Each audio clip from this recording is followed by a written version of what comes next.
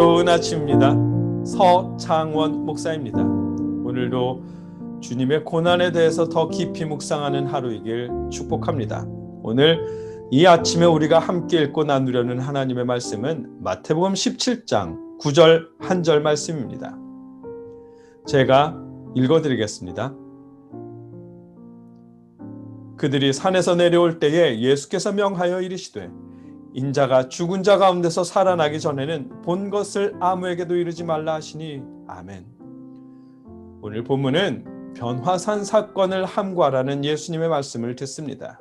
이 말씀을 통해 그 이유를 묵상하게 하십니다. 어떤 말씀인지 자세히 살펴보겠습니다.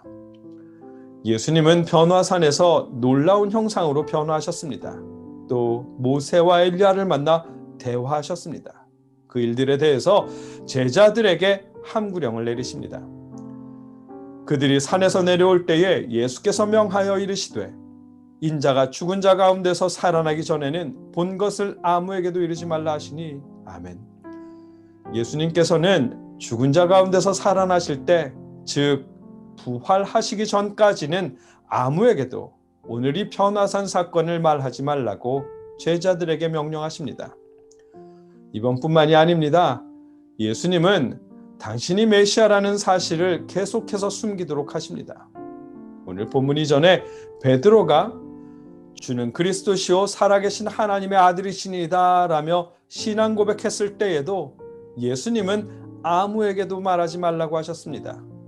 예수님이 이처럼 예수님께서 메시아라는 사실을 함구하라고 하시는 이유는 베드로의 신앙 고백 때도 나누었지만 사람들이 기대하는 메시아의 모습과 예수님이 가셔야 하는 메시아의 모습이 달랐기 때문입니다. 한편으로 생각해보면 하나님의 계획하시는 메시아의 모습을 더 열심히 사람들에게 가르치고 전하면 되는 거 아닐까 싶습니다.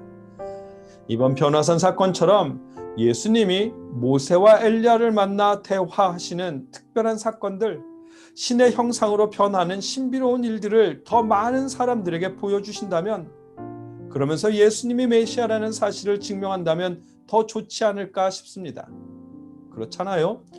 현대 사회에도 사람들은 놀라운 경험하는 것을 더 갈구합니다.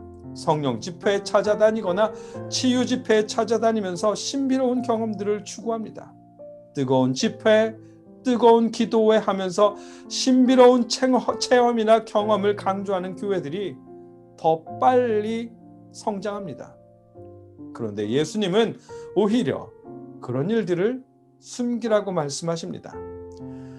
예수님이 부활하실 때까지 아무에게도 말하지 말라고 하십니다. 심지어 베드로, 야고보, 요한 이 세 명의 제자 외에 다른 제자들, 산에 오르지 않은 제자들에게까지 함구해야 합니다. 예수님께서 그렇게 숨기려고 하시는 그 이유는 하나님께서 당신의 모습을 우리에게 보여주시지 않는 이유와 마찬가지 이유입니다. 하나님께서 하나님의 형상을 우리에게 보여주시지 않았습니다. 왜냐하면 우리가 믿고 순종해야 할 것은 하나님의 형상이 아니라 하나님의 말씀이기 때문입니다. 그럼에도 사람들이 말씀에 순종하기보다 그 형상을 따라 우상을 만들고 그 우상을 섬기게 될 것을 아시기 때문에 하나님의 형상은 우리에게 감추어져 있습니다. 예수님께서 놀라운 모습과 특별한 신비로운 이런 현상들을 감추는 이유도 마찬가지입니다. 우리가 집중해야 할 것은 놀라운 경험이 아니라 예수님의 가르침과 죽으신 이유와 부활을 통한 소망이기 때문입니다. 그럼에도 사람들은 예수님이 변화하셨던 그 장소를 신성시할 것이고 빛나는 예수님의 형상을 따라 우상을 만들 것입니다. 당장 베드로조차 예수님이 변화하셨던 그 모습에 취해서 그 자리에 초막 셋을 만들고 기념하자고 말했던 것처럼 말입니다. 현상에 취해서 본질을 잊어버리게 될 수 있음을 아시기에 예수님은 변화산 사건처럼 놀라운 경험들을 함구하라고 말씀하십니다. 예수님이 메시아라는 사실은 그런 놀라운 현상이 아니더라도 예수님의 가르침이 완전히 전해지고 십자가에 죽으신 후에 부활이라는 놀라운 기적을 통해 모두에게 드러나게 될 것입니다. 그렇기에 우리가 집중해야 할 본질은 예수님이 가르쳐 주신 말씀에 순종하는 것이고 십자가에 죽으신 이유를 묵상하는 것이며 부활에 대한 소망을 품는 것입니다.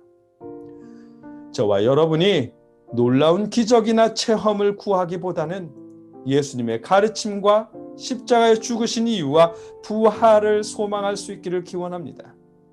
고난이라는 현상 대신에 예수님이 고난받으신 그 이유를 더 깊이 묵상할 수 있기를 바랍니다.